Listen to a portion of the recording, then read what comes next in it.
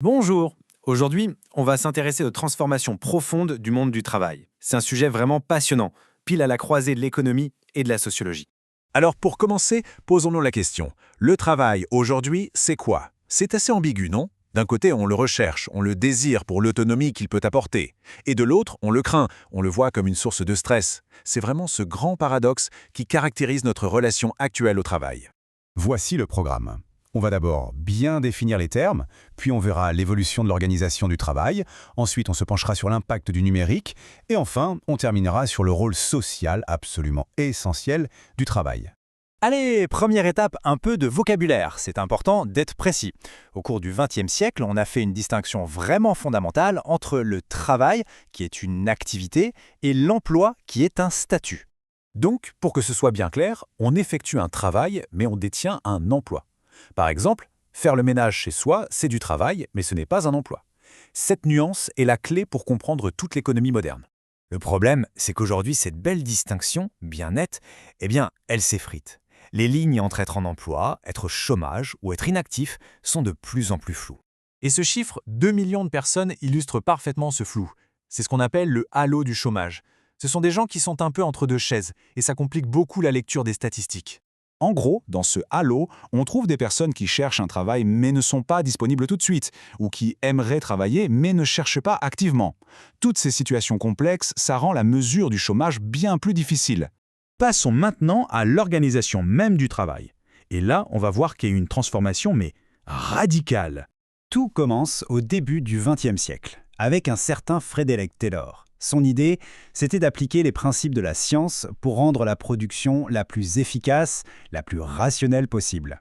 Ce système, le Taylorisme, perfectionné ensuite par Henry Ford et sa fameuse chaîne de montage, a permis une production de masse incroyable. Mais il y avait un coût humain énorme. Le travail devenait répétitif, aliénant et les ouvriers perdaient leur savoir-faire. Forcément, à partir des années 60, ce modèle a commencé à montrer ses limites.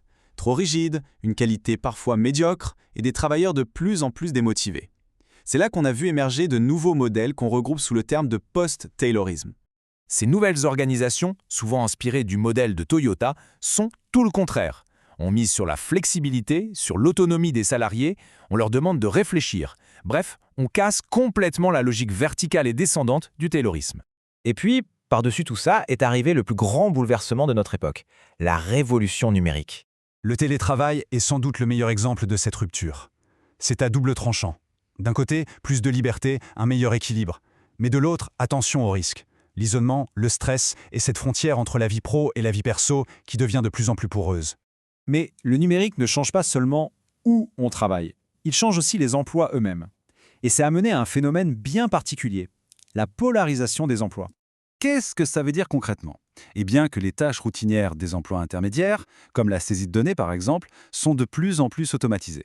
Du coup, on observe une croissance des emplois très qualifiés et des emplois peu qualifiés, mais un véritable creusement au milieu. Les classes moyennes sont sous pression. Tout ça nous amène à une dernière question, qui est peut-être la plus importante. Au final, à quoi sert le travail dans notre société? Des sociologues comme Robert Castel nous ont bien montré que l'emploi, c'est beaucoup plus qu'un simple salaire. C'est ce qui nous intègre à la société. Ça nous donne un statut, une identité, un réseau de relations. Sauf que ce rôle d'intégration, aujourd'hui, il est fragilisé. Avec un chômage qui reste élevé et la montée des emplois précaires, les CDD, l'intérim, le travail sur les plateformes, ce pilier vacille. Quand on perd son emploi durablement, on risque ce que le sociologue Serge Paugam a appelé la disqualification sociale.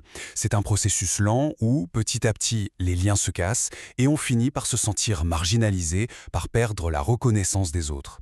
Ça va de pair avec un autre concept, celui de désaffiliation de Robert Castel. L'idée, c'est que la perte de l'emploi n'est pas juste une perte de revenus. C'est aussi un affaiblissement de tout le réseau de soutien social et familial. On se retrouve de plus en plus seul. Et comme si ça ne suffisait pas, après la révolution industrielle et la révolution numérique, une autre vague massive arrive, l'intelligence artificielle. Et là, attention, les chiffres font réfléchir. D'après le FMI, l'IA pourrait toucher près de 40% de tous les emplois dans le monde. C'est colossal. On termine donc sur cette question un peu vertigineuse.